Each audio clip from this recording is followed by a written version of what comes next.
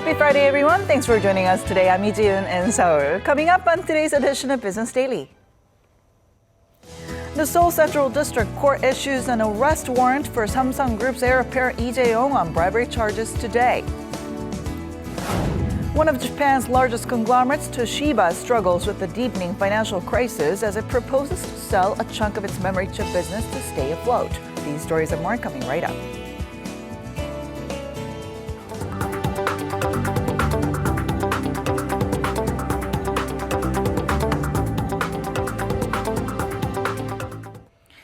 And we begin with the latest development in the ongoing political scandal. A Seoul court has approved the arrest of Samsunggroup's de facto leader Lee Jae-yong. So what does this mean for Korea's largest conglomerate? Our Shin Se-min has the details. A shocking decision that's delivered a major blow to Korea's most powerful business group. The Seoul Central District Court in the early hours of Friday morning approved an arrest warrant for Samsunggroup's de facto leader Lee Jae-yong as part of an ongoing investigation into a corruption scandal that has engulfed the country. It's the first time that the leader of Samsung has been arrested since it was established 79 years ago. The independent counsel team leading the probe expanded charges against the heir apparent after some 3 weeks of additional investigation to include diverting assets overseas and concealing the gains from the criminal act. That's on top of the original charges of bribery, embezzlement, and perjury the team filed against Lee with the first arrest warrant request that was rejected last month.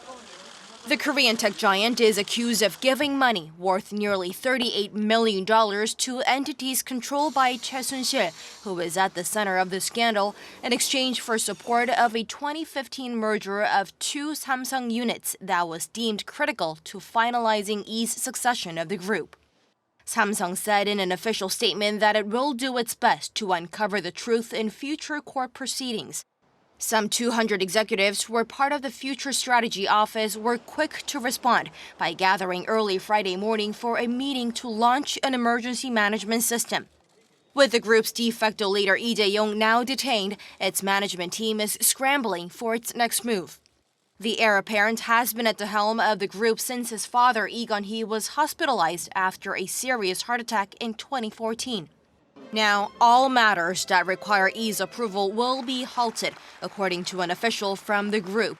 That includes the possibility of creating a holding company for Samsung Electronics in order to streamline its ownership structure.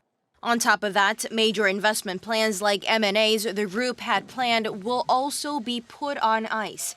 The immediate issue at hand is Samsung Electronics' bid to buy Harman International Industries, with the U.S. automobile parts manufacturer's shareholders reportedly set to vote on the acquisition Friday morning in the U.S. There are also concerns about the potential ramifications Lee's arrest may have for the Korean economy as a whole. Shin Se-min, Business Daily. And to tell us more about what impact the arrest of Samsung's chief Lee Jae-yong will have on the Korean economy and what's ahead for the group, Professor Yang Jun-suk from the Catholic University of Korea is live on the phone with us today. Hello, Professor. Hello. All right, so there are concerns about the impact that Lee's arrest might have on the local economy, as well as the possibility of prosecutors unleashing a probe into other family-owned conglomerates from here on out. So what are your thoughts on this? Okay, well, to take the more general question first, the special investigation by the special prosecutor is due to finish on February 28th. Now, they've been on record as saying that they won't have time to go into any other companies other than Samsung unless the investigation is extended. So it really depends on whether the government decides to accept the extension of the investigation or not. But if the investigation is extended, then other large conglomerates such as SK or Lotte or CJ may be affected by this investigation. All right, then, what's ahead for Samsung? I mean, how will the group be run and what options are on the table for the group? Okay, well, it really depends on how long the Vice Chairman Yi has to stay in jail. Now, he has to be in jail for at least 10 days until the end of this particular phase of the investigation. So if he is in jail for, say, about 10 days and he gets out, I don't really see that much of a long-term impact on the management of Samsung. But if he has to stay there longer, then the routines of the Samsung will go on. They have a good management team, but their major strategic decisions, what M&As they would take, what kind of strategic emphasis they would have, what R&D emphasis they have, what kind of employment that they would have in the coming year, they will all be affected. So it really depends on how long the courts decide to have him in jail, out of contact of this management team. All right. Thank you so much for your insight today. Thank you. The board of the Federation of Korean Industries gathered to set the agenda for its General Assembly meeting next week, where they will appoint a new chief to replace the outgoing chairman Heo Chang-soo. At the closed-door meeting on Friday, the FKI officials discussed this year's business programs, budget, and accounts. However, they did not discuss ways to reform the organization, which is facing a series of departures by key members, including Samsung, Hyundai, and LG groups, in the wake of the corruption scandal involving President Park Geun-hye and her confidant Choi Soon-sil. The Federation and its officials are believed to have played a key role in pressing members to donate some $70 million to two sports organizations controlled by Choi Soon-sil. And moving on to markets, to give us a wrap-up of this week's stock market action, we have our Business Daily's markets contributor Choi Jin-seok joining us on the phone today. Hello, Jin-seok. Hello. All right, so the arrest of Samsung's Lee Jae-yong no doubt rattled the markets. How are things looking on the last day of trading? Right. The Korean equity market was mixed on the last session of the week. The Kospi fell by 0.06% to close at 2080.58, while the Kosdaq followed with a 0.3% uptick. Samsung Electronics is the country's largest company by market cap. And after a Seoul court approved an arrest warrant for Samsung's heir apparent on multiple allegations, including suspicion of bribery, overall sentiment in the market was severely damaged. Foreign investors unloaded more than 100 billion Korean won or $90 million worth of stocks on the Kospi market during the session, while institutional investors bought shares. Share prices of Samsung Electronics closed the session with a 0.4% decline after plummeting to 1.86 million Korean won. Almost all Samsung Group shares followed with a downtick as well. The Kosdaq market opened the session with a slight downtick, but it recovered into positive territory helped by foreign investors' stock buying. Then how is the overall weekly performance? Institutional investors have been buying shares throughout the week. Exactly. On a weekly basis, the Kospi market was mostly flat, while the Kosdaq enjoyed a more than 1% rally, as the so-called risk appetite was somewhat reduced throughout global financial markets. Further declines on the Kospi market were limited. Mid to small cap stocks and underperformers had benefited from stock buying as well. However, uncertainty surrounding the ongoing political probe against large conglomerates limited further upswings. On the Kospi market, institutional investors were the only net buyers on a weekly basis. By sector, automakers, daily staples, and transportation companies performed strongly, while insurance companies, banks, and chemical companies were sluggish.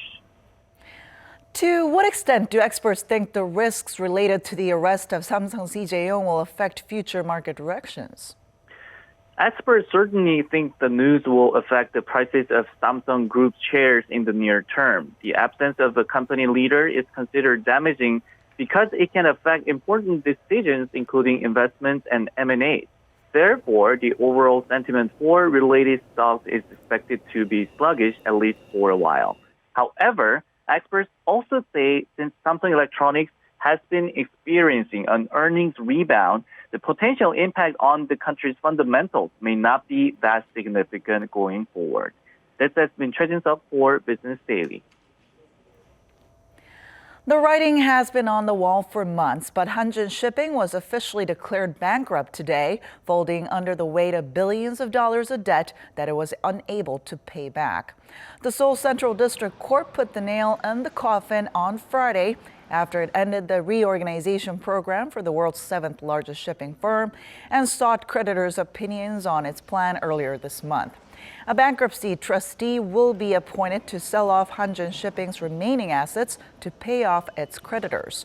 Hanjin Shipping was put under court receivership last September after its creditors rejected its self-rescue plan.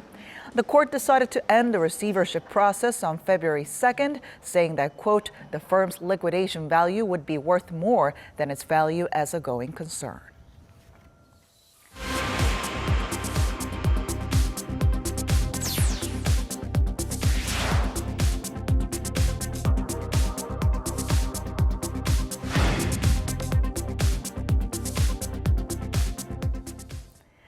Time now for a look through some global business stories that made waves this week. For that, we're now joined by Eunice Kim in the studio. Hello, Eunice. Hello, June. All right, so Korea marked the end of an era for an industry heavyweight today. And meanwhile, neighbor Japan is also wrestling with the survival of one of its own storied conglomerates. Yeah, you're absolutely right. We're, of course, talking about Toshiba, which is a global company that has made its mark with its laptops and is only second to Samsung Electronics and flash memory chips. But this week, we saw a multi-billion-dollar write-down and its chairman's resignation on the same day as the company's woes rise to the surface. Take a look. Toshiba shares took a beating this week as the 141-year-old company's future hangs in the balance. On Tuesday, the conglomerate missed its deadline to announce its April through December results at noon.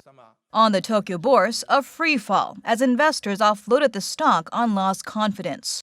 As the work week concludes, it fails to recover, down more than 10% yet again during Friday's trading day after S&P warns a ratings cut could be in the offing if financial support for the struggling firm includes any form of debt restructuring.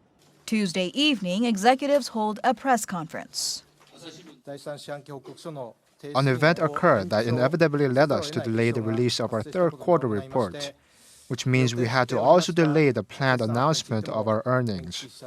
We would like to express our heartfelt apologies to everyone for causing this major inconvenience. The electronics giant revealed there were potential problems with its internal reporting, another hit for the company still recovering from a 2015 accounting scandal. At the same presser, executives announced a $6.3 billion write-down on its nuclear business, a deep enough hit for Toshiba's chairman, Shigenori Shiga, to step down to take responsibility immediately.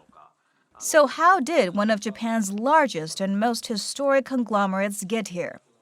Experts point to its $5.4 billion bet a decade ago on U.S. nuclear power company Westinghouse Electric in hopes of capitalizing on a nuclear renaissance that never came. Since that multi-billion-dollar purchase, Toshiba has struggled to make ends meet, registering deep losses that were not recovered in the growth years. It's projecting another year of losses for 2016. For now, Toshiba says it will work hard to return its net worth to positive territory by March 31st, the end of the fiscal year, to stay afloat. That will include a minimum 20% sale of its crown jewel, memory chips, which could expand to a majority stake in the weeks to come. Toshiba's memory chip business is an attractive sale for many global firms, including Korea's SK Hynix. But some watchers say it could take the Tokyo government to save the conglomerate that's been with the country since the start of its industrial revolution in 1875.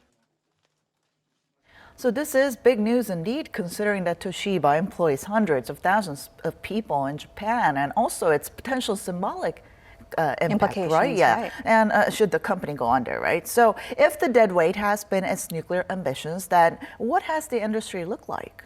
Well, it has been difficult for sure, especially after the most recent Fukushima Daiichi nuclear disaster that had led to much stricter safety regulations, not to mention public distrust of nuclear energy. Now, here's a chart on new nuclear plant constructions dating all the way back to 1954.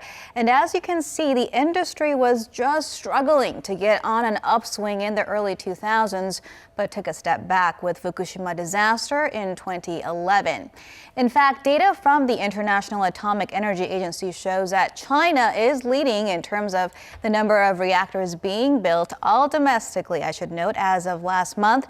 But with Toshiba's exit, we are seeing this could help strengthen China, Russia, as well as Korea's positions in the industry. But of course, it is an industry in flux, as you saw there. It's worth noting here that only 3 reactors started construction last year worldwide, compared to the 20s and 30s that were built back in the 1960s and 70s. And with the cost of other energy forms, such as oil, as well as renewables like wind and solar on a falling trend, the prospect for a once hoped-for nuclear renaissance looked to be dim. And let's talk about Janet Yellen's testimony this week. We saw Wall Street slow down a bit on Thursday after hitting across-the-board fresh highs all week. And this slowdown comes as the Fed chair completes her biannual congressional testimony, right? Right. So Wednesday, we saw the 5th back-to-back across-the-board rally, which was the longest streak we have seen since 1991. Fed Chair Janet Yellen had answered questions from a Senate committee on Tuesday and a House committee on Wednesday local time, during which she exerted an uncharacteristically hawkish tone on future rate hikes. As I noted on previous occasions, waiting too long to remove accommodation would be unwise, potentially requiring the FOMC to eventually raise rates rapidly, which could risk disrupting financial markets and pushing the economy into recession. Now, most market watchers had written off the year's first FOMC rate hike in March, but that's looking to be a little bit more likely now after the most recent remarks from Yellen, as well as some of her colleagues this week. Faced with intense grilling from House lawmakers, Yellen also conceded that U.S. economic growth had been quite disappointing at below 2%, but added that the recovery has been faster than others, like EU economies, thanks to the Fed's accommodative monetary policies designed to spur spending. All right, thank you so much for that today. You bet.